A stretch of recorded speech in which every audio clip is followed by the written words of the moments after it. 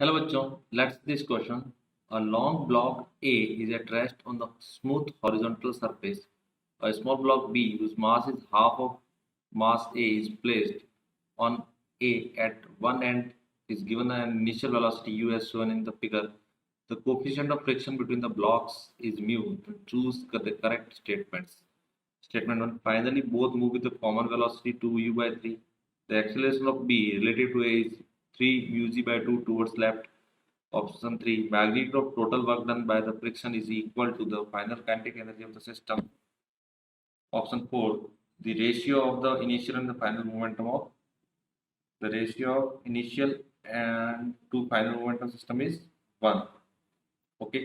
Now check the let me see. दो block हैं, एक ब्लॉक ए है, ब्लॉक ए को सरफेस पे रखा है जहाँ पे फ्रिक्शन जीरो है, ब्लॉक बी को सरफेस के ब्लॉक ए के ऊपर रखा हुआ है। तो हम थोड़ा सिस्टम को समझते हैं। ये ब्लॉक बी है, ब्लॉक ए है सॉरी, और ये ब्लॉक बी है। ब्लॉक बी का मास, ये ब्लॉक ए का मास सपोज 2m है, इसका मास m है, इसके इनिशियल वेलोसिटी इस डायरेक्शन u है, तो पीछे की डायरेक्शन में फ्रिक्शन क्या लगेगा, एफ आर लगेगा।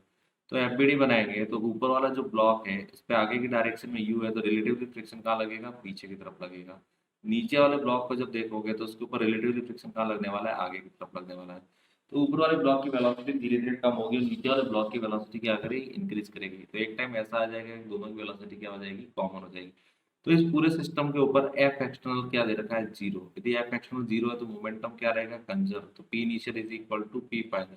सपोज बाद में दोनों कॉमन वेलोसिटी से चलते हैं तो पी इनिशियल कितना है, एम इंटू यू, और पी फाइनल कितना हो जाएगा, टोटल मास हो जाएगा 3m इंटू वेलोसिटी हो जाएगी v। So v is equal to u by 3, ये कॉमन वेलोसिटी आएगा। ठीक है। अब ऊपर वाले ब्लॉक के ऊपर जो फ्रिक्शन है, दैट फ्रिक्शन का जो मैग्नीट्यूड है वो म्यू एम जी के बराबर है। तो एक्सीलरेशन ऑफ ब्लॉक जो ए होगा वो फ्रिक्शन डिवाइडेड बाय 2m के बराबर आएगा, which is equal to mu g by 2। And the acceleration of B is equal to हो जाएगा friction divided by m, which is equal to mu into ji.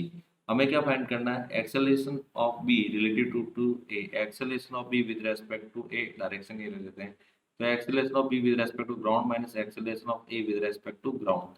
Acceleration of B क्या आ रहा है, acceleration of B जो है वो कितना दे रखा है, कौन सी डायरेक्शन में, वो हो जाएगा minus mu into g, left direction में, इसलिए minus mu into g, minus acceleration of जो ए होगा वो कितना हो जाएगा, एक्सेलरेशन हो जाएगा म्यू जी बाय 2।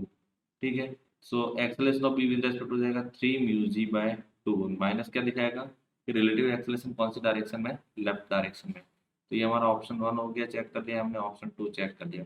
ऑप्शन 3 जो आएगा वो क्या होगा कि वर्क डन बाय जो कोई और तो फोर्स नहीं है, work done by friction is equal to change in kinetic energy के बराबर होगा। ठीक है। ऑप्शन 4 चेक करते हैं। पी इनिशियल कितना था, एम इंटू यू मोमेंटम, और पी फाइनल मोमेंटम कितना आ जाएगा, 3m इंटू यू बाय 3। तो वो कितना m इंटू यू हो गया, तो रेशियो क्या आ गया, 1। Now check the option. Option first, finally both move the common velocity 2u by 3। नहीं, कॉमन वेलोसिटी कितना है, u बाय 3, तो ये इनकरेक्ट हो जाएगा। Option 2, acceleration of B related to A initially is 3 mu g towards left, हाँ minus 3 mu g by minus left direction दिखाएगा, तो ये करेक्ट हो जाएगा। Magnitude of total work done by friction is equal to the final kinetic energy of system. Final kinetic energy नहीं होगा, change in kinetic energy of system के बराबर होगा, तो ये भी इनकरेक्ट हो जाएगा। The ratio of initial to final momentum of system is 1, ये करेक्ट हो जाएगा। तो ऑप्शन 2 और 4 क्या आ जाएंगे, final answer. So final answer is 2 and 4। Best of luck.